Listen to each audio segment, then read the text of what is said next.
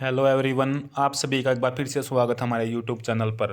दोस्तों, H TET के previous year exam लेकर आया हूँ आपके लिए, क्योंकि दोस्तों जो आपका एच टेट एग्ज़ाम है बहुत ही नज़दीक है और प्रीवियस ईयर से बहुत सारी बार दोस्तों क्या है, हरियाणा सरकार जो एच टेट जो HBSC board H TET conduct कराता है दोस्तों, तो प्रीवियस ईयर से बहुत सारे क्वेश्चन हरियाणा का कोई भी एग्जाम हो, चाहे मैं एच टेट की बात करूँ या और भी, तो एच टेट एग्ज़ाम की ही एक्सप्लेनेशन करेंगे आज जो प्रीवियस ईयर एग्ज़ाम हैं एच टेट के आपके, क्योंकि आप लास्ट टाइम पर ये नहीं पढ़ते हैं या फिर ये है कि दोस्तों जो क्वेश्चंस होते हैं रिपीटेड क्वेश्चंस वो आपके एग्जाम में बहुत बारी आती हैं। तो आज एच टेट एग्जाम इस वीडियो में दोस्तों करेंगे।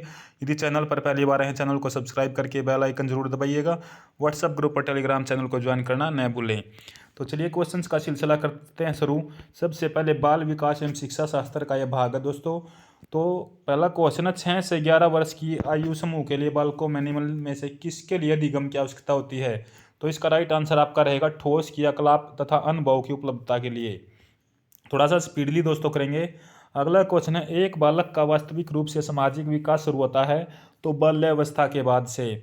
अगला क्वेश्चन है, शिक्षा मनोविज्ञान यानी एजुकेशन साइकोलॉजी जो है एक प्रायोगिक विज्ञान है। शिक्षण काफ़ी प्रभावी हो सकता है बशर्ते। आंसर है शिक्षक तथ्यों के वर्णन में केंद्रीय भूमिका निभाएं। सी इसका राइट आंसर रहेगा। अगला पांचवा क्वेश्चन है, वृद्धि यानी ग्रोथ के विषय में क्या सत्य है? तो ग्रोथ के विषय में सत्य है दोस्तों, वृद्धि जीवन पर्यंत प्रक्रिया है यानी जीवन भर चलती रहती है। अधिगम प्रक्रिया क्या है? अधिगम है दोस्तों अनुभव के द्वारा अर्थ का निर्माण। सी राइट आंसर रहेगा। अगला क्वेश्चन है, प्राथमिक वर्ग के बच्चों के शिक्षण के लिए एक उपयुक्त तरीका है खेल खेल विधि। अगला क्वेश्चन है भाई, सृजनात्मक बालक साहसी नहीं होते। इसमें क्या था, सृजनात्मक बालक के विषय में निम्नलिखित में से कौन सा कथन सही नहीं है? तो कथन सही नहीं है, राइट आंसर बी है कि सृजनात्मक बालक साहसी नहीं होते, बल्कि दोस्तों होते हैं। तो बालक उत्सुक भी होते हैं, बालक बहिर्मुखी भी होते हैं, इनमें से कोई नहीं। तो 20 का गलत, साहसी होते हैं। अगला क्वेश्चन है, 6 से 11 वर्ष की आयु के बच्चों में अधिगम की प्रक्रिया क्या है? तो ज्ञान निर्माण की सक्रिय प्रक्रिया, ये ए राइट आंसर रहेगा। अगला क्वेश्चन है, एक बालक बहुत सीख सकता है यदि उसे सक्रिय विधि से पढ़ाया जाए। तो दोस्तों 10 क्वेश्चन कंप्लीट हो चुके हैं। वीडियो को ज़्यादा से ज़्यादा शेयर कर दे, चैनल को सब्सक्राइब कर लीजिएगा। अगला क्वेश्चन, अभी 6 से 7 वर्ष के जो आयु वर्ग के बच्चे हैं वो दूसरे का मंतव्य समझने में सक्षम नहीं होता, क्योंकि वह कल्पनाशील होता है, यानी कल्पना तो कर सकता है दोस्तों, लेकिन दूसरे के जो ना अर्थ को, मीनिंग को नहीं समझ सकता। अगला क्वेश्चन है, वर्ग कक्षा में एक शिक्षक को प्रयास करना चाहिए। उपयुक्त सभी राइट आंसर रहेंगे। छात्रों का अनुभव, जो छात्रों को अनुभव उपलब्ध कराने के लिए सोचना, सीखने में सहायक वातावरण उपलब्ध कराना, रूम में जो क्लासरूम होती है दोस्तों, अवसर के प्रावर्तन उपलब्ध कराना, तो ये सभी राइट आंसर इसके रहेंगे। अगला क्वेश्चन है, छात्र विभिन्न तरीके से सीखते हैं।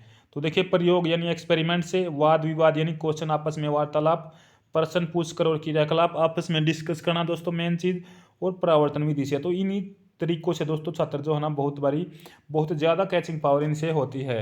अगला क्वेश्चन है, बच्चों में सीखना घटित होता है तो शिक्षक द्वारा ज्ञान के प्रसार से। शिक्षक द्वारा ज्ञान के प्रसार से। अगला क्वेश्चन है, अधिकतर छात्र देसी भाषा में सीखते हैं। 4 वर्ष तक की आयु जो है ना देसी भाषा सीखते हैं, क्योंकि घर बार जो है ना वो उसी के माहौल में रहते हैं, बोलना सीखते हैं घर वालों से ही। तो अधिकतर छात्र देसी भाषा सीखते हैं 4 वर्ष तक की आयु तक। उसके बाद क्या दोस्तों, धीरे धीरे स्कूल की प्रक्रिया आपकी शुरू हो जाती है। अगला क्वेश्चन है, सीखना अधिक प्रभावी ढंग से घटित होता है यदि बच्चा सीखने के लिए तैयार हो, राइट है। सीखे हुए को दोहराए, बिल्कुल सही है। संतुष्टि महसूस करे, तो उपयुक्त सभी राइट आंसर रहेगा, क्योंकि जो बच्चा सीखने के लिए प्रभाव होता है तभी उस सीखने के लिए तैयार भी होना चाहिए। जो सीखा फिर उसको दोहराना भी यानी रिपीट भी करना चाहिए, तभी आपको दोबारा दोहराने से अच्छा याद होगा। और वो सारा काम जो कर लेता है उससे अपने आप को संतुष्टि भी देखा, मेरे को ये याद है, मैंने दोहरा लिया है। तो ये सभी राइट आंसर आपके रहेंगे। उसके बाद अगला क्वेश्चन, नए ज्ञान अर्जित किए जाते हैं। तो नए ज्ञान जो ना अनुभव और नए अर्थों की खोज द्वारा ही दोस्तों नया ज्ञान अर्जित होगा। अगला क्वेश्चन है, एक बालक की बाल्यावस्था में निम्न में से कौन सा भावनात्मक विकास में भूमिका निभाता है? तो माता और पिता ही बच्चे की भावनात्मक विकास में भूमिका जो है अहम होती है। एक बालक किस उम्र वर्ष में ईर्ष्या प्रदर्शित करता है? तो 18 महीने की उम्र तक वो करता है। अगला है, अधिगम के लिए क्या आवश्यक है?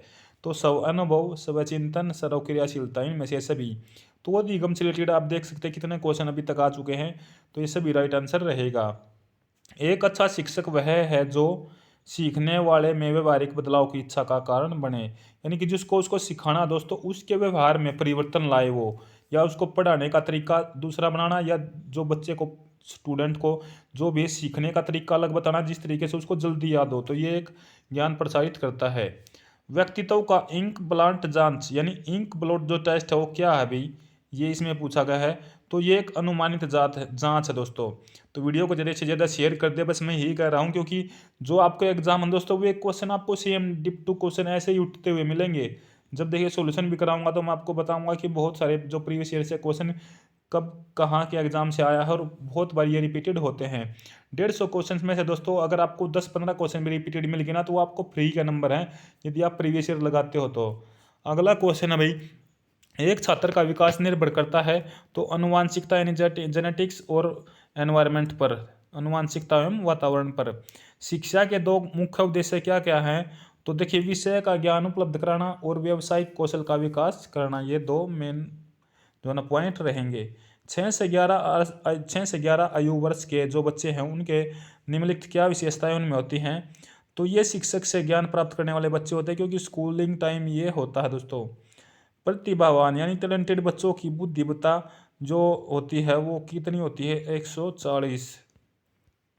भारत में प्राथमिक शिक्षा पद्धति पर जोर डाला जाता है समझ विकसित करने के लिए, ताकि बच्चे में दोस्तों समझ विकसित हो, वो रटे ना। एक कहते हैं ना दोस्तों, बहुत बार अपने स्कूल में देखा होगा कि भी जो रटने का काम करते हैं वो क्या आता है, उस टाइम तो रट लिया, हो सकता है बहुत बड़ी थोड़ी देर के बाद भूल जाए, लेकिन एक समझ कर याद करेंगे तो उसे वो चीज़ जो है ना दोस्तों लॉन्ग टर्म रहेगी।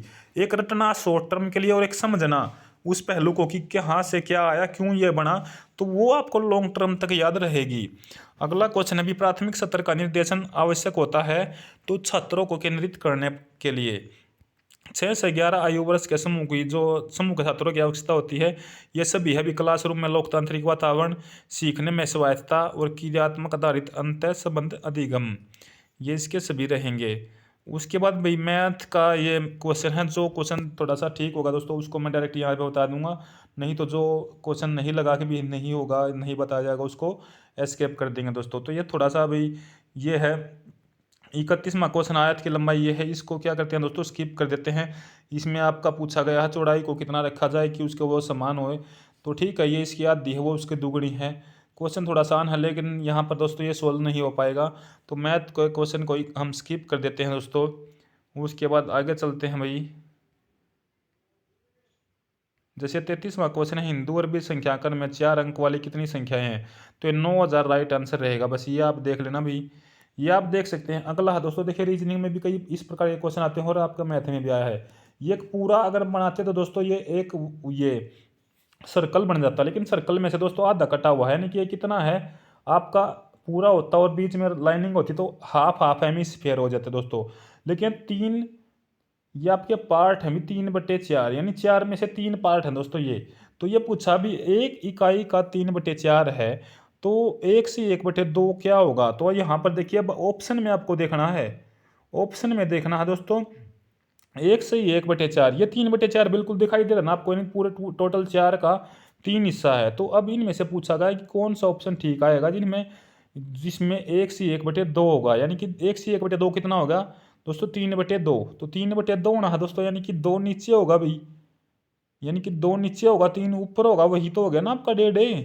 तो आपका डी आंसर राइट रहेगा, क्योंकि देखिए आप सभी में देख सकते हैं 3 है, देखिए ऊपर वाले में सर्कल होगा, ये तो वैसे ही गलत होगा, ऑप्शन से भी आप देखेंगे तो 1.5 निकालना है। उसके बाद दूसरे में देखिएगा, दूसरे में भी सर्कल गलत है। अच्छा दूसरे में सी में देखिएगा, पहला सी का ठीक था लेकिन दूसरा हाफ हेमिस्फीयर हो गया, वो भी डायरेक्शन चेंज हो गए, इसलिए वो तीसरा और चौथा ऑप्शन जो है ना गलत होगा। तो डी ऑप्शन इसका आपका राइट आंसर रहेगा। सभी में आप देख सकते हैं सेम जो ना 3/4 है और उसका दाब कर सकते हैं दोस्तों, तो ये राइट आंसर रहेगा। ये संख्या 49,532 का सन्निकट हजारवा मान क्या होगा, तो क्योंकि ये 5000 के नज़दीक है इसलिए 5000 राइट आंसर रहेगा। निम्न में से कौन सी संख्या महत्तम संख्या यानी HCF कौन सी संख्या है ये, तो ये रहेगा ये ब्रैकेट के अंदर 2+2 की वैल्यू पावर 2 और फिर उसकी पावर 2। अब ये पेंसिल वाला क्वेश्चन है, अभी एक पेंसिल का मूल्य 2.5 रुपये है, तो एक पेंसिल का 2.5 रुपये है दोस्तों। देखिए अमित 1.5 दर्जन पेंसिलें खरीदता है और दुकानदार को 100 रुपये का नोट देता है, उससे कितने रुपए वापस मिलेंगे। अब एक 2.5 रुपये की दोस्तों 12 खरीदी, यानी 12 दूनी 24 और 12 का आधा और लगाएंगे 6, तो कितने दोस्तों एक का मूल्य 2.5 रुपये है, लेकिन 1.5 दर्जन खरीदी। 1.5 दर्जन का मतलब दोस्तों आप उसने खरीदी भाई 12 और 6 18, 12 और 6 18 ही खरीदी ना दोस्तों। तो 1.5 दर्जन में 18 होगी। 18 अगर 2 के हिसाब से लगाएंगे तो यानी कि 36 रुपये बनते, लेकिन 2.5 रुपये है तो 18 का आधा और हो गया, यानी कि 9 रुपये और हो गए। तो कितने हो गए? 45 रुपये की उसने कुल पेंसिल खरीदी। 100 का दिया था, 45 की पेंसिल खरीदी, तो वापस कितने देगा दुकानदार? 55 रुपये। राइट आंसर रहेगा। अब इसमें गुणनफल में दाई और दाई का अंक और यानी कि जो सेकंड प्लेस अंक है और यूनिट प्लेस अंक है उनका जोड़ बताना। तो आप गुणा कर सकते हैं 9 या 27 और 2 अंक तक गुणा करोगे और दोनों का आप उसमें जोड़ देख लेंगे। उसके बाद 2:58 PM से 4 घंटे 59 मिनट पहले क्या समय था? तो देखिए देखो देखिए दोस्तों, यहाँ पर टाइम पूछा 2:58 PM से 4 घंटे 59 मिनट पहले। अब हमने 2:58 बजे हैं, अब फिलहाल का टाइम 2:58 है, तो हमने 1 मिनट और ज़्यादा मान लिया, यानी कि भी 2:59 टाइम मान लिया। तो 59 से 59 कट जाता है, तो दोस्तों आपका कितना टाइम रह जाता है? यानी कि भी 2 बजे हैं। ठीक है, 2 बजे हैं। उसके बाद 2 बजे में से हम 4 घंटे घटाएंगे, सीधा सा टाइम दिख रहा है। 2 बजे में से हम 4 घंटे घटाएंगे तो कितना आ गया? वापस करेंगे तो देखिए 1, 12, 11, 10। अब 10 पूरे बज गए, 10 बज गए, लेकिन दोस्तों हमने 1 मिनट बताया था 58 में, तो वो मिनट घटा लेंगे, यानी कि 9:59 आपका राइट आंसर रहेगा। आपको बस दिमाग से करना दोस्तों, इसके लिए पेन कॉपी उठाने की जरूरत नहीं है। अगर आपको पता होता ना सीधा यहाँ पे 2:58 से 4:59 पहले पूछा क्या समय, तो 2:59 हो गए। 2:59 में से आपके या फिर 2 मिनट और जोड़ दो, यहाँ पर 2 मिनट जोड़ दो, 3 घंटे हो गए, और वहाँ पर 1 मिनट जोड़ दो, यानी डिफरेंस फिर भी 1 ही मिनट का आना। तो वहाँ पर कितने बज गए? 5, यहाँ पर कितने बज गए? 2। तो 4 घंटे पहले पूछा था, बस वहाँ से घटा लो 3, यहाँ से 3 बज गए, वहाँ से 5 घंटे हो गए, तो 3 बजे में से 5 घंटे घटाओगे तो कितना? 10 आ गया, लेकिन 1 मिनट ज़्यादा था, तो 9:59 हो गया बस। ये आपको देखिए 567 से विभाजित किया जाता है तो भागफल क्या है? यहाँ पर देखिए सबसे पहले 567 है दोस्तों, तो एक बार तो पूरा चल जाएगा। उसके बाद 2 अंक तक जीरो आएंगे, क्यों आएंगे? क्योंकि पहले 5 उतरेगा फिर 6 उतरेगा तो चलेगा नहीं, तो फिर 567 पूरा आएगा तो 1 आएगा। इस तरीके से डिवाइड होता चला जाएगा, सी राइट आंसर रहेगा। अब देखिए 19,000 प्लस 19 सैकड़े प्लस 19 इकाई के बराबर है। 19,000 प्लस 19 सैकड़े प्लस 19 इकाई के बराबर है। तो यहाँ पर जोड़ना है दोस्तों, ये 19,000 जोड़ा पूरा, 19 ट्रिपल जीरो, ठीक है भाई। फिर उसके नीचे 19 सैकड़े, 19 दो जीरो, फिर 19 इकाई, यानी कि 19 का 19, तो वो जोड़ना आपका कितना होगा टोटल, बस ये पूछा है। उसके बाद 1/2 में कितने 1/8 हैं? तो 4 आएंगे भी। 1/2 में कितने 1/8 आप देख लीजिएगा। 1/2 में कितने 1/8 हैं, यहाँ पर आप देख सकते हैं इसको। इसका रैशनलाइजेशन करते हैं दोस्तों, यानी कि उल्टा भी इसको हम कर सकते हैं। तो देखिए 1/2 में 1/2 होगा, उसके कितने में 1/8 हैं, तो 1/8 होगा, ऊपर जाके उल्टा हो जाएगा दोस्तों, यानी कि 8/1 या 8 ऊपर चला जाएगा, तो 2 चौक 8, यानी कि कितने आ जाएंगे? 4। उसके बाद अगला अभी ये थोड़ा सा अलग सा क्वेश्चन है, इसको एस्केप करते हैं। आकृति में देखिए 1 सेंटीमीटर अच्छा है कि भाग का क्षेत्रफल पूछा, इसको भी एस्केप कर देते हैं दोस्तों, थोड़ा सा एडवांस मैथ का ये लेवल है। तो चलिए साइड वाले क्वेश्चन पर चलते हैं। ये आयताकार बक्से की आंतरिक लंबाई चौड़ाई ऊंचाई क्रमशः 10 सेंटीमीटर 8 सेंटीमीटर और 6 सेंटीमीटर है। यहाँ पर इसका एलसीएम लेके दोस्तों, अगर इसको निकालेंगे काटेंगे तो भी इसमें से डायरेक्ट करना है। एक बार देख, 1 सेकेंड रुकिएगा। 10 8 और 6 का आप एलसीएम देखिएगा कितना होगा। तो एलसीएम इसका आ जाएगा भी आपका 80 नहीं आता दोस्तों, 120 आ जाएगा। 120 आ जाएगा, तो यहाँ पर भी 120 से नहीं होगा दोस्तों, 120 जीरो, तो 12 12 नहीं, 120 से नहीं होगा दोस्तों, इसमें थोड़ा सा अलग आएगा, तो इसको भी एस्केप कर देते हैं हम। एच सी एफ से हो सकता है, शायद एच सी एफ से होगा, तो क्योंकि एच सी एफ से यहाँ पे हो जाता है, तो एच सी एफ तो इसका 2 आएगा, उसमें से ज़्यादा हो जाएगा, तो इसको एस्केप ही कर देते हैं। चलिए अगला क्वेश्चन देख लेते हैं 46वां। उससे पहले दोस्तों वीडियो अच्छी लग रही तो इसे ज़्यादा से ज़्यादा शेयर कर दे और क्वेश्चन को बिल्कुल ध्यान से देखते रहें, वीडियो को पूरा देखिए, क्योंकि ये पूरा एग्जाम सेटअप का पूरा पेपर 150 क्वेश्चन का। तो आपको ये है कि भी जितनी बार भी आप देखेंगे हो सकता है आपके 2-3 क्वेश्चन इस एग्जाम से आ जाएँ, तो ज़रूर देखिएगा दोस्तों। थोड़ा सा स्पीड में मैं इसीलिए बता रहा हूँ इसको। अब इसको 12 से भाग करना है, अभी उसके बाद शेषफल पूछना कितना। अगर 12 की भाग का आपको पता कि 12 के लिए किससे भाग करते हैं तो ठीक है, नहीं तो आप 12 से भाग भी करके देख सकते हैं। डायरेक्ट देखिए 12 से 12 कट गया, 0 आ गया, फिर 10 उतरेगा नहीं चलेगा, 101 उतरेगा नहीं डायरेक्ट, तो 12 नहीं, 108। अब 3 बच गया, यानी कि 32। हमको जो ना भागफल से कोई मतलब ही नहीं, आप शेषफल जोड़ते रहो आगे, तो 32 हो गया। अब 12 दूनी 24, ठीक है अभी। उसके बाद 12 दूनी 24 जोड़ोगे तो कितना हो गया, आगे कितना आ जाएगा? 8 8 आ जाएगा। तो फिर उससे देख लें, अभी 8 से जो ना 12 भाग होगा तो कितना बच जाएगा? 4 4 शेषफल ध्यान रखिएगा, आ गया अभी। उसके बाद है किसी दिन प्रातः 6:14 से रात्रि 8:02 तक घंटों तथा मिनटों की संख्या है। तो देखिए दोस्तों, यहाँ पर आप आराम से जोड़ सकते हैं सुबह 6:14 से रात्रि 8, यानी कि आप उल्टा भी अंदाजा लगा सकते हैं दोस्तों 12 घंटे के। एक तो आप इसमें से घटा सकते हैं, 8 में से 6:14 भी उधर 1 घंटा देंगे तो यहाँ पे सीधे से 62 मिनट हो जाएंगे। देखिए 8:02 है और 6:14 इससे छोटा है, तो 6 8 के नीचे, ठीक है, 14 इधर है। अब 2 मिनट में से 14 मिनट नहीं घट सकते, तो हम उधर से 1 घंटा उधर लेंगे, अभी 60 मिनट आ गई इधर, तो 60 मिनट इधर आ गई, 2 मिनट पहले ही थी। अब 62 मिनट होगी, 62 मिनट में से 14 मिनट गई तो कितनी गई 48 मिनट। तो सीधा 48 मिनट। देखिए एक ही ऑप्शन में आंसर दिखाई दे रहा है। और उधर कितना था भाई आपका, उधर बच गया अभी, देखिए 12 घंटे तो थे ही थे, यहाँ पर 8 घंटे थे, यहाँ पर 6 घंटे थे, ठीक है, 1 घंटा चलेगा तो 7 घंटे, 1 बज गया, यानी कि एक किससे जाएगा, यानी 13 से जाएगा ना, यानी कि 12 से आगे कितना आएगा 13। तो बस ये ध्यान रखना, नहीं तो आप मिनट से भी निकाल सकते हो दोस्तों सीधा सा। 62 में से 14 मिनट चलेगी तो 48 मिनट, एक ही ऑप्शन में राइट आंसर है आपका। बस अगला क्वेश्चन देखना भी कौन सा सही नहीं है। 3 litre 30 millilitre is equal to 330 millilitre, ये नहीं होगा भी, क्योंकि देखिए 30 मिलीलीटर भी दे दिया, फिर इनकी जो है ना आपस में ही वो जोड़ कर सीधा 130 कर दिया। लेकिन ये दूसरा ठीक है, तीसरा भी ठीक है भी। 1 और 1/2 दर्जन यानी 1.5 दर्जन 18, 1 मिलीमीटर में 0.सेंटीमीटर, 1 पैसे में ये जो दोस्तों आएगा रुपये का हिस्सा, यानी कि एक हिस्सा। उसके बाद 2/3 में कितने, 1/6, ये वैसा ही क्वेश्चन आ गया। 2/3 देखना आप, 2/3 बटे में 1/6, तो 6 ऊपर चला जाएगा, यानी 6 3 से कटेगा तो 3 दूनी 6, और 2 की गुणा होगी तो 4 राइट आंसर रहेगा। 4 और 1/3 समकोण में डिग्रियों की संख्या कितनी है। 4 और 1/3 समकोण, ये थोड़ा सा क्वेश्चन दोस्तों इस तरीके का देखिए, 4 और 1/3 समकोण, 1/3 समकोण मतलब दोस्तों एक पूरा तीन तीन तरीके का समकोण। तो उसमें आप देख सकते हैं सबसे पहले, ये थोड़ा सा भी नहीं, इस तरीके से नहीं बनेगा क्वेश्चन, इसको स्किप कर देते हैं दोस्तों, बाद में इसको देखेंगे। समांतर श्रेणी यानी एपीजीपी से रिलेटेड है अभी ये। समांतर श्रेणी चल रही, पहले 37 फिर 33 फिर 29, डैश के प्रथम 12 पदों का योगफल निकालना है। तो इसका एक फार्मूला होता है दोस्तों, इस फार्मूले से एक क्वेश्चन निकल जाएगा, अन्यथा आप इनको भी फिर जोड़ने से तो ये है कि भी आपको बहुत ज़्यादा संख्या में जोड़ना पड़ेगा। पहले 37 माइनस, फिर 33 माइनस, फिर 29 माइनस, फिर 4 4 का डिफरेंस चल रहा है ना, 4 का नहीं दोस्तों, पहले 4 का फिर 4 का, उसके बाद फिर -25 आएगा, फिर -21। तो इस तरीके से 12 पद आपने लिखने हैं और उनको जोड़ना है, वरना था जो डायरेक्ट फार्मूला दोस्तों उससे आप जोड़ सकते हैं। जैसे n/2 आपको फर्स्ट और लास्ट पता है, तो n/2 into first plus last, या फिर आपका है भी a प्लस इंटू में n-1 डिफरेंस और उसका जोड़, तो ये भी आपका रहेगा। इसको छोड़ देते हैं भाई। अगला पाइथागोरस प्रमेय में, इसको भी स्किप कर देते हैं दोस्तों, अगले क्वेश्चन पर चलते हैं। ये हिंदू और अरबिक पद्धति में मान बताना भी, LXXVI का मतलब। तो देखिए XX ये कितने हो गए दोस्तों आपके, सबसे पहले तो आपको यही जोड़ना है, जो भी इसमें आपका मान बताना है। तो छोड़िए इसको भी, इस तरीके के क्वेश्चन अब आने बंद हो चुके हैं। शंकु का आयतन भी छोड़ दीजिएगा, ये भी छोड़ दे। ये आपको सरल करना, देखिए 3 की 4 पावर है और 2 की 5 पावर, 2 की 5 पावर 32, 3 की 4 पावर 81 और 2 भी, यानी कि 2 गुणा 81 गुणा 32। ठीक है, अब 9 से तो 81 कटेगा, 9 में 81, और 4 से 32 8 पे कटेगा, तो 9 8 72, दूनी 144, इसका राइट आंसर होना चाहिए दोस्तों। तो 144 देखिए आपका आंसर में दिखाई दे रहा है।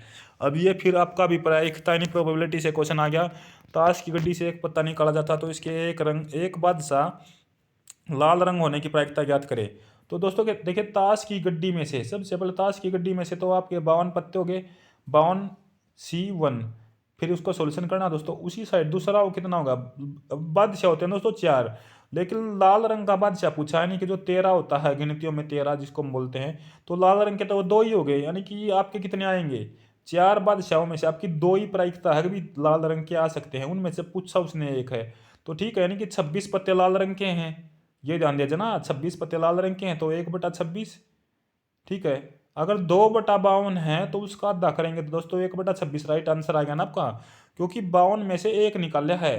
ठीक है, 52 में से एक निकाला, तो बादशाह कितने होंगे लाल रंग के 52 में 2, तो 2 से 52 काटेंगे तो 1/26 राइट आंसर। बिल्कुल 26 में से आपकी एक प्रोबेबिलिटी है और 52 में से 2, 2/52 ऑप्शन में होता था वो राइट आंसर हो जाता, नहीं तो उन्होंने काट दिया तो 1/26। 5 वर्ष का साधारण ब्याज 73.50 है, 4 वर्ष का साधारण ब्याज ज्ञात करें, जबकि दोनों में मूलधन और दर समान है।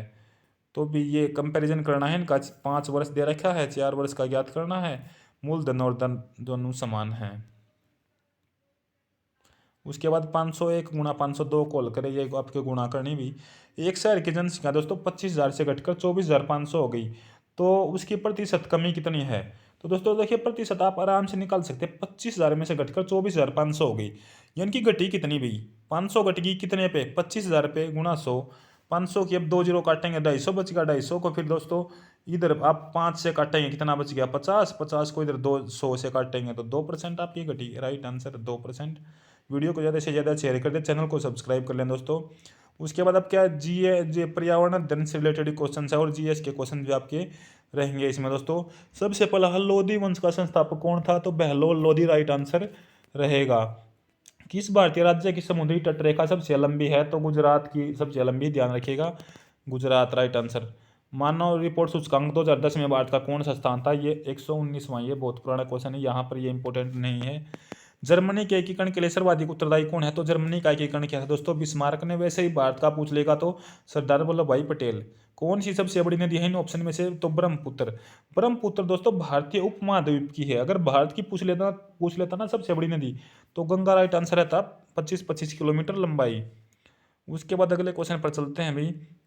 कौन सा सबसे प्राचीन वेद है? तो ऋग्वेद सबसे प्राचीन है। भारत का मुख्य चुनाव आयुक्त जो निर्वाचन आयुक्त उस टाइम पे होता था दोस्तों ASI कुरैशी, लेकिन ये क्वेश्चन इतना इंपॉर्टेंट नहीं है, अब चेंज हो चुके हैं। अब आपसे पूछ लेगा तो भी जो करंट में कुछ ही टाइम पहले चेंज हुए हैं, ये आपको करंट के जो अध्यक्ष हैं उनकी वीडियो में जो चेयरमैन वगैरह हैं कौन कहाँ पर निर्वाचित हुआ है तो उसके बारे में बता दूंगा। इस क्वेश्चन को अभी के लिए फिलहाल आप छोड़ देना, भारत का निर्वाचन आयुक्त कौन है, तो ये क्वेश्चन आपका अब आंसर नहीं होगा। भारत के जो भौगोलिक क्षेत्रफल है पूरा, उसमें जो है ना विश्व का कितना प्रतिशत है? तो ये 2.42%, ध्यान रखना भी। गौतम बुद्ध का जन्म कहाँ हुआ है? तो लुम्बिनी नेपाल में इनका जन्म हुआ है। बौद्ध धर्म ने पूरा कराया हुआ दोस्तों इस यूट्यूब चैनल पर, बौद्ध धर्म जैन धर्म आप देख सकते हैं वीडियो हिस्ट्री की प्लेलिस्ट में जाकर। जनगणना 2011 के अनुसार लिंगानुपात कितना था? 940 या 946 के अराउंड आपको मिलता ही आंसर रहेगा, 943 भी मिल जाएगा यहाँ पर कई बारी। कोणार्क मंदिर स्थित है? तो कोणार्क मंदिर आपका उड़ीसा में है। वीडियो को ज़्यादा से ज़्यादा शेयर कर दिया दोस्तों, आपका बहुत ही नज़दीक है भी एचटेट एग्जाम, तो ये प्रीवियस ईयर जरूर लगाना, ज़्यादा से ज़्यादा शेयर भी कर देना। अगला क्वेश्चन, दक्षिण गोवा से कैप कैमरिन तक दक्षिण भारत के पहले तटीय मैदान को क्या कहते हैं?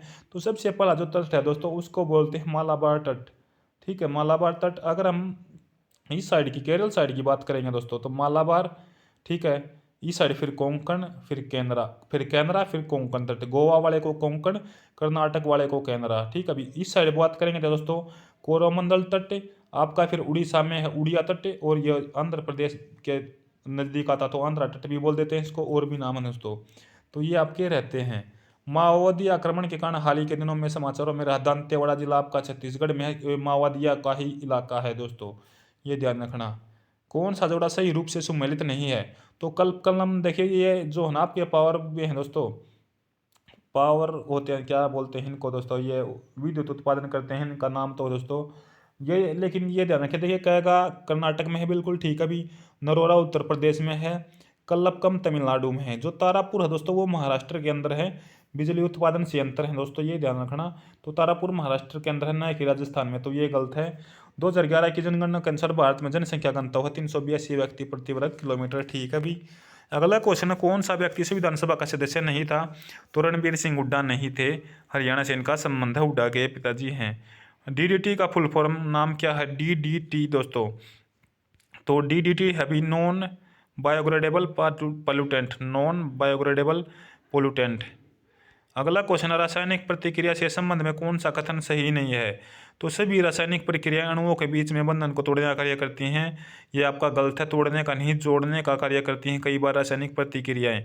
ये अपने अपने ऊपर है दोस्तों कि उस प्रक्रिया में कैसी प्रक्रिया करानी है, या तोड़ने की या जोड़ने की, लेकिन तोड़ने वाली प्रक्रिया आपकी नहीं होगी। जो भी इनमें से जो विघटन के दौरान ताप छोड़ती हैं ये भी ठीक है, रासायनिक प्रतिक्रियाएं प्रतिवर्तन ये भी ठीक है भी, लेकिन ये आपका नहीं होगा कि जो अणुओं के बीच बंधन न कि जो जो दोस्तों होता है बॉन्ड होती है, बॉन्डिंग जो होती है उसको तोड़ने का नहीं बल्कि जोड़ने का काम करती है, ये राइट आंसर आपका रहता है, लेकिन यहाँ पर ये गलत है।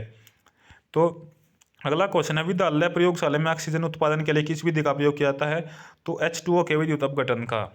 अगला है भी डिटर्जेंट, जो अपने होते हैं दोस्तों सरफ जिसे हम बोलते हैं निरमा पाउडर या वॉशिंग पाउडर, ये होते हैं, ये मजबूत सार व कमजोर अमल के होते हैं, नहीं सोल जो है ना दोस्तों एसिड और साल्टिन में होते हैं। तो जो सार है, जो डिटर्जेंट होता है, वो ना सोल्ट ज़्यादा होता है बजाय एसिडिटी के, एसिड के, ठीक है। तो मजबूत सार होगा, कमजोरी में अम्ल होगा। उसके बाद कौन सा धातु विलयन अम्लगम में प्रयुक्त होता है? तो मरकरी। कभी कभी स्टील के बर्तनों के नीचे का भाग खाना बनाते समय काला हो जाता है, इस बात निम्न में से कौन सा निष्कर्ष निकलता है? तो ये क्या है अभी? अपर्याप्त दहन प्रक्रिया गठित होने के कारण ऐसा होता है। जो दहन प्रक्रिया मतलब जो है ना, सब्जी वगैरह जो भी कुछ बनता है दोस्तों, तो आपने देखा होगा कई बार लग जाता है, जल जाता है, या ज़्यादा आंच के कारण भी वो ऐसा होता है। जो ज़्यादा लाइट वगैरह हो, या फिर चूल्हे पर या हीटर वगैरह पर, गैस वगैरह पर खाना बनाते, तो उस बहुत बारी वो है ना, जो इसके हिस्से का कारण जो ना काला हो जाता है।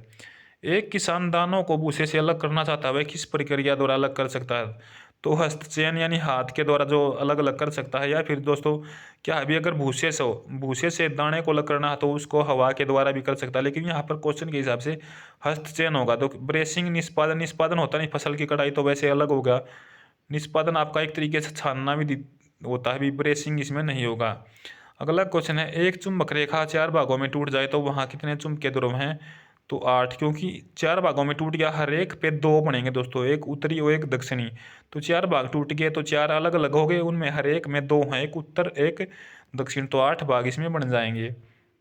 यदि शरीर की मात्रा दोहरी है तो गतिज ऊर्जा कितनी होगी? दोहरी भी, ये ध्यान रखना। एक गतिमान सरल आवर्त की गति SHM गति को और बढ़ाने पर यह होता है, बिल्कुल चरम बिंदु पर यह पहुंच जाएगा अधिकतम पर दोस्तों। उसके बाद अगला क्वेश्चन, इंपॉर्टेंट क्वेश्चन, बहुत सारे एग्जाम में पूछा जाता है। एक सींग वाला गंडा कहाँ पर, किस राज्य में और कौन सा अभ्यारण्य प्रसिद्ध है? इस रिलेटेड पॉइंट मैं बताता हूँ। तो एक सींग वाले गंडे के लिए प्रसिद्ध है दोस्तों असम। और असम में जो अभ्यारण्य है, जो नेशनल पार्क है, वो है भी काजीरंगा नेशनल पार्क। ये पूछा जाता है बहुत बारी, किस लिए फेमस है, किस राज्य में है, कहाँ पर है? तो असम, इसका ध्यान रखिएगा भी। अगला क्वेश्चन है, क्यों अंडा शुद्ध जल में डूब जाता है जबकि नमकीन जल में तैरता है? तो अंडे का घनत्व दोस्तों नमकीन जल के घनत्व से कम होता है, ये ध्यान रखना, और शुद्ध जल में ज़्यादा होता है अंडे का, फिर इसलिए डूब जाता है और नमकीन में तैरता रहता है। एक विलियन पीएच मूल्य 2 है तो वो किस तरफ संकेत करता है? सॉलिड एसिड होगा दोस्तों, क्योंकि देखिए पीएच मूल्य की वैल्यू जो 0 से 7 की तरफ बढ़ती है तो एसिड होता रहता है। 7 की तरफ जो जो बढ़ेगी तो एसिडिटिक यानी एसिड कम होता जाएगा, फिर 7 पर जैसे ही पहुंचेगा नॉर्मल हो जाएगा, और फिर 7 से ऊपर जैसे ही जाएगा तो वो भी आपका साल्ट में यानी अक्षार में, आपका बेस में चला जाता है। अब सॉलिड बेस वो हो जाएगा जो बिल्कुल 14 के नज़दीक वैल्यू चली जाएगी, एवरेज वैल्यू 7-8 के करीब रहेगी, तो वो कम बेस होगा। उसके बाद अगला क्वेश्चन, दोपहर के भोजन अवकाश के बाद पर्यावरण अध्ययन पढ़ाते समय आप यह पाते हैं कि बच्चों में जो ना पाठ में रुचि नहीं रहती, तो आप क्या करेंगे? तो पाठ को रोचक बनाने के लिए बहुआयामी बुद्धि पर आधारित दृश्य सर्वे सामग्रियों का प्रयोग इसमें करेंगे। तो ये आपका भी मानसिकता से रिलेटेड क्वेश्चन था, पूछा गया है। देखिए स्कूल टाइम से इस तरीके से मैं आपको बताता हूँ, आप भी बहुत बार स्कूल टाइम गए होंगे, जब छुट्टी का टाइम होने को होता है दोस्तों, यानी कि लास्ट पीरियड होता, तो आपका कई बार ऐसा है भी टीचर पढ़ा रहा है तो आपका ही मन उस क्लास में नहीं लगता, तो जो ना टीचर ऐसा करेगा भी उस लेक्चर को और भी ज़्यादा रोचक बनाया जाए, या फिर वीडियोग्राफी करेगा या आपको चित्र वगैरह दिखाएगा, तो यानी कि ये भी स्टूडेंट्स का ध्यान या रुचि बनाने के लिए ऐसा किया जाता है। अगला क्वेश्चन उसके बाद दोस्तों, वीडियो को ज़्यादा से ज़्यादा शेयर कर दें। एचटेट खासकर एचटेट वाले स्टूडेंट्स के लिए तो ये वीडियो है ही है फेमस और प्रसिद्ध रहेगी, क्योंकि दोस्तों यहाँ से आपको क्वेश्चन मैं दिखाऊंगा, जब आपके एग्जाम होंगे तो यहाँ से आपको देखने को मिलेंगे। अगला क्वेश्चन आपका अभी ये हिंदी के क्वेश्चन आ गए, हिंदी भाग आपका आ गया है। बहुभाषिक कक्षा के संदर्भ में आप इनमें से किस गतिविधि को सर्वाधिक उचित समझते हैं? तो हिंदी पाठों में आए चिड़िया, पुस्तक, कुआ को आपकी भाषा में क्या कहते हैं, इनमें ये बताना है, ये राइट आंसर हो गया है। ठीक है, अभी आपका हिंदी भाषा का स्तर और व्यापक मूल्यांकन के संदर्भ में कौन सा कथन उचित नहीं है? तो यह बच्चों को 3 श्रेणियों में विभाजित करने में विश्वास रखता है, ये आपका गलत है भी, क्योंकि देखिए संदर्भ में मूल्यांकन रखेगा, किसी तरह की मदद की जरूरत है ये भी बताता है, और व्यापक मूल्यांकन बच्चों को सीखने की क्षमता और उसके बारे में जानकारी देता है, तो ये सभी ठीक है, ये सी आपका राइट आंसर नहीं रहेगा, क्योंकि ये आपका न कि इनमें विभाजित करने में विश्वास रखता, बल्कि जो ना दोनों को इकट्ठा करने की श्रेणियों का विश्वास ये रखता है, ये आपका आंसर रहेगा। प्राथमिक स्तर पर आप कहानियों, कविताओं में किस पक्ष को ज़्यादा महत्व मानते हैं? तो घटनाओं, शहरों, पदों में दोहराव यह आपका प्राइमरी जोन स्तर पर रहेगा दोस्तों। अगला क्वेश्चन है, भाषा की प्रकृति के संबंध में कौन सा कथन उचित नहीं है? तो इसका राइट आंसर रहेगा भाषा कठोरता से व्याकरणिक नियमों का अनुसरण करती हैं। अगला क्वेश्चन, निम्नलिखित में से किस उद्देश्य के लिए प्राथमिक स्तर पर भाषा नहीं सीखी जाती? तो भाषा का व्याकरण सीखना। कलिका हिंदी, अगला क्वेश्चन है, कलिका हिंदी भाषा में बोलते समय कई बार अटकती है, आप क्या करेंगे? तो धैर्य रखते हुए उसे सहज अभिव्यक्ति के लिए प्रोत्साहित करेंगे। अगला क्वेश्चन है, तमिल भाषा सुहेल प्राय भजन को भजन कहते हैं, यानी जो भजन है उसको भजन कहते हैं, तो भाषा के शिक्षक रूप में आप क्या करेंगे? तमिल और हिंदी भाषा का तुलनात्मक अध्ययन करते हुए महाप्राण ध्वनियों से युक्त भाषिक सामग्री का प्रयोग इसमें करके ये बताएंगे कि भजन को भजन नहीं बल्कि भजन कहेंगे। ये आपकी हिंदी रहेगी। उसके बाद अभी हिंदी के इसमें कुछ ज़्यादा ही क्वेश्चन है दोस्तों, क्योंकि ये सब्जेक्ट के हिसाब से आते हैं आपके। गणित विज्ञान सामाजिक विज्ञान की कक्षाएं एक तरह से भाषा की कक्षाएं हैं। इस कथन के समर्थन में कौन सा तर्क सबसे कमजोर है, यानी कि और ठीक है वो कमजोर कौन सा है? तो बी राइट आंसर रहेगा। विभिन्न विषयों के शिक्षण में भाषा शिक्षण एक मुख्य उद्देश्य होता है, क्योंकि मैथ में दोस्तों एक तरीके से बोलते ना कि मेरा कम पढ़ नहीं पड़ती है, जो आपके जो क्वेश्चंस होता है उसको तो आपको पढ़ के बताना ही पड़ता है। वैसे तो सभी क्लासेज जो अलग हैं उनमें तो सभी आपका पढ़ने का ही होता है, चाहे जीएस हो, हिंदी हो, और भी कोई सब्जेक्ट हो दोस्तों। लेकिन मैथ में आपको क्या करना है, जो सीधा सा पहले क्वेश्चन से आपको बोलना होता है, उसके बाद तो आपको सॉल्यूशन कराना होता है दोस्तों। तो बस ये इसमें आपका जो है ना मुख्य उद्देश्य जो है ये आपका कमज़ोर है। भाषा का प्राथमिक रूप क्या है? तो सांकेत, यानी संकेत के द्वारा दर्शाना भाई, सांकेतिक ठीक रहेगा। हिंदी भाषा की पाठ्य पुस्तक में लोकगीतों को शामिल करने का कौन सा उद्देश्य सबसे महत्वपूर्ण और कौन सा सबसे कम महत्वपूर्ण है? तो सबसे कम महत्वपूर्ण है भी लोकगीतों के संबंध में राज्यों की जानकारी देना। उसके बाद दोस्तों ये आपका पैराग्राफ है, पैराग्राफ से रिलेटेड आपसे क्वेश्चन पूछे जाएंगे। समस्याओं का हल खोजने पर आधारित अध्ययन किस विषय से जुड़ा हुआ है? तो गणित से। पहले आप दोस्तों जैसे ही पैराग्राफ को पढ़ेंगे तो आसानी के साथ इस क्वेश्चन का राइट आंसर कर सकते हैं। अगला क्वेश्चन है, कितने बच्चों ने सवाल हल करने में मौखिक गणना का ज़्यादा प्रयोग किया जो दुकानदारी करते हैं? क्यों दोस्तों? क्योंकि उनको हिसाब किताब बिल्कुल डायरेक्ट पता होता है, लेकिन कुछ बच्चे जो थोड़ा सा कमज़ोर भी होते हैं या फिर जो इतना जो ना मौखिक नहीं कर पाते, तो वो कॉपी पे लिखेंगे पहले उसको, तो उससे करेंगे। तो दुकानदारी जो ज़्यादा करते हैं, स्कूल जाने की बात नहीं है ना ही दुकानदारी करने की बात, लेकिन जो दुकानदारी करते हैं अब उसको सामान देना, जो दुकानदारी कर रहा था उसको मौखिक याद होगा, ये 10 की 20 की 30 की, तो कितने हो गए 60। एक बच्चा उसी को पेपर पे लिखेगा, पहले 10 फिर 20 फिर 30, तो वो जोड़ेगा, लेकिन उसको मौखिक याद होगा 10 20 30 कितने हो गए, टोटल आपके 60 रुपये हो गए। तो इस तरीके से जो हिसाब अभी जो आपका मैथमेटिशियन है वो तेज़ तो होगा ही, साथ में जो मौखिक गणना है वो ज़्यादा तेज होगी, इसलिए ये दुकानदारी से रिलेटेड क्वेश्चन आंसर आपका रहेगा। अनुच्छेद के आधार पर क्या कहा जा सकता है कि बच्चे रोजमर्रा के जीवन में काम आने वाली दक्षताओं को स्वतः हासिल कर लेते हैं? ये आपका राइट आंसर रहेगा। दोस्तों वीडियो को ज़्यादा से ज़्यादा शेयर कर दें, चैनल को सब्सक्राइब कर लें। HTET related previous year exam की जो है ना आपकी ये सीरीज है अभी। दुकानदार बच्चे हिसाब लगाने में प्राय गलती नहीं करते, क्यों नहीं करते ये पूछा गया? क्योंकि गलती का असर उनके काम पर पड़ता है। क्यों पड़ता है? क्योंकि स्कूल में भी उन्हें वही सीखना पड़ता है और उन्हीं पर जो है उनके काम भी यही आता है। अगला क्वेश्चन है, जो दक्षताएं हमारे जीवन में काम नहीं आती उनमें हमारा प्रदर्शन अक्सर खराब होता है, क्योंकि हमारे उसमें जीवन में वो काम ही नहीं आती तो हम उस पर ध्यान नहीं देते, इसलिए। उसके बाद अनुच्छेद के आधार पर बताइए कि सामाजिक व सांस्कृतिक परिवेश ज्ञान को बनाने में भी मदद करता है और उसे संकुचित व सीमित भी करता है।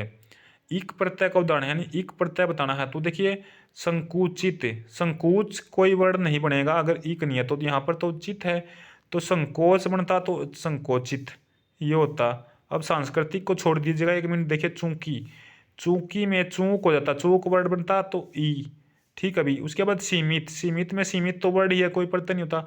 सांस्कृतिक, देखिए एक प्रत्यय हटाइएगा तो सांस्कृत, सांस्कृतिक महोत्सव, ठीक है, या संस्कृत, इस तरीके का वर्ड बनेगा आपका मीनिंगफुल वर्ड। लेकिन संस्कृत से हटाकर आप देखेंगे इक, तो सांस्कृतिक, बस ये आपका राइट आंसर था। मनगणित का अर्थ क्या है? मन ही मन में हिसाब लगाना, ये राइट आंसर रहेगा। संयुक्त क्रिया का उदाहरण क्या है? अध्ययन किया गया। संयुक्त क्रिया का उदाहरण है अध्ययन किया गया। अगला क्वेश्चन है, बच्चों की भाषा संबंधी क्रमिक जो प्रगति का लेखा जोखा है वो संभव है उत्तर पुस्तिकाओं द्वारा। भाषा की पाठ्यक पुस्तकें चाहिए, ये साधन ही अभी जो आपकी भाषा की पाठ्यक पुस्तकें हैं बच्चों को पढ़ने के लिए समझाने के लिए, आप जो पुस्तक वगैरह वो एक साधन है अभी, ठीक है भाई। उसके बाद अगला है बच्चों की भाषा के आकलन का सर्वाधिक प्रभाव किस पर पड़ता है। तो देखिए सबसे पहले प्रश्न पूछना और पढ़ी गई सामग्री पर प्रतिक्रिया व्यक्त करना, यानी कि जो आपको कायम एक तरीके से होमवर्क की बात करूँ, मैं आपको होमवर्क दिया तो आप उसे पढ़ेंगे पहले, फिर उसे याद करेंगे, रिवाइज करेंगे, ठीक है भाई, इस तरीके से। लेकिन वही प्रश्न आपसे पूछा जाएगा और जो सामग्री है यानी कि जो क्वेश्चंस वगैरह है जो आपको दिया है मैटर दोस्तों, उस पर आपको प्रतिक्रिया ली जाएगी कि ये क्यों हुआ। अगर टीचर ने पूछ लिया कि ये क्यों हुआ है तो उसके बारे में आपको पता होना चाहिए, या फिर जो भी उसके बारे में आपको पता है वो बताना है, नहीं आपकी प्रतिक्रिया उस क्वेश्चन के प्रति क्या है, ये आपसे पूछा जाता है। अगला क्वेश्चन है बहुभाषिक व बहुसांस्कृतिक कक्षा में आंसर है बच्चों की मातृभाषा को समुचित सम्मान स्थान देते हुए मानक भाषा से भी परिचय कराना। अगला क्वेश्चन निम्न में से कौन भाषा शिक्षण का उद्देश्य है। तो भाषा की बारीकी और सौंदर्य बोध को सही रूप से समझने की क्षमता को उत्साहित करना। भाषा के व्याकरण की समझ को आंसर है संदर्भ प्रश्नों के माध्यम से आंका जाना चाहिए। प्रश्न पूछना, प्रतिक्रिया व्यक्त करना, परिचर्चा में भाग लेना, ये किसके उदाहरण हैं। तो भाषा सीखने, सिखाने तथा आकलन करने के तरीके हैं। एक भाषा शिक्षक के लिए सर्वाधिक महत्वपूर्ण क्या है। बच्चों को भाषा के प्रयोग के अवसर उपलब्ध कराना। भाषा सिखाने का क्या उद्देश्य है, सीखने या सिखाने का उद्देश्य क्या है। विभिन्न स्थितियों में परिस्थितियों में भाषा का जो ना प्रभावी प्रयोग इसमें करना। उसके बाद अगला क्वेश्चन है भाषा की कक्षा में एक शिक्षक बच्चों से क्या अपेक्षा करता है कि बच्चों के सवाल बंदे बंदाए जवाब न दे, क्योंकि जो सवाल आपको आगे जो रटे रटाए सवाल का आंसर न दे, बच्चे उसे समझे, उसके बारे में और भी जानकारी ले, ये इसमें बताया गया है कि जो सवालों के आंसर बुक में लिखे हैं उनका ही आंसर न दे, बल्कि उससे रिलेटेड और भी जानकारी वे कहीं ना कहीं से प्राप्त करें, वो आपको बताएं। अगला भी बच्चे अपने परिवेश से स्वयं भाषा अर्जित करते हैं, इसका एक निहितार्थ क्या है। तो बच्चों को समृद्ध भाषिक परिवेश जो ना उपलब्ध कराया जाए। आगे इंग्लिश के क्वेश्चन, अभी इंग्लिश के क्वेश्चन को स्किप कर देते हैं, देखते हैं एक बार कितने क्वेश्चन है इंग्लिश के। तो ये शायद इंग्लिश के 150 तक आपके इंग्लिश के ही क्वेश्चन होंगे भाई, ये इंग्लिश के क्वेश्चन को स्किप कर देते हैं दोस्तों। तो ये पूरा आपका एचटेट एग्जाम था भी, जो प्रीवियस ईयर एग्जाम है 150 तक ये इंग्लिश के क्वेश्चन है। अभी इंग्लिश के क्वेश्चन को दोस्तों स्किप कर देते हैं, बाकी अगर आपको वीडियो में देखने हैं तो आप देख सकते हैं। एक बार मैं आपको दिखा देता हूँ, आप अलग से आराम से अपना भी पढ़ लेना। अगर आपको पढ़ना है तो 1 मिनट लगेगी मेरे से दोस्तों, तो आपको ये दिखा देता हूँ भी, आप ये पढ़ लेना। ये क्वेश्चन आप इंग्लिश के कर सकते हैं भी, आप अपने करते रहना। ये तो मैंने ये इंग्लिश का सेक्शन जो हो छोड़ दिया दोस्तों।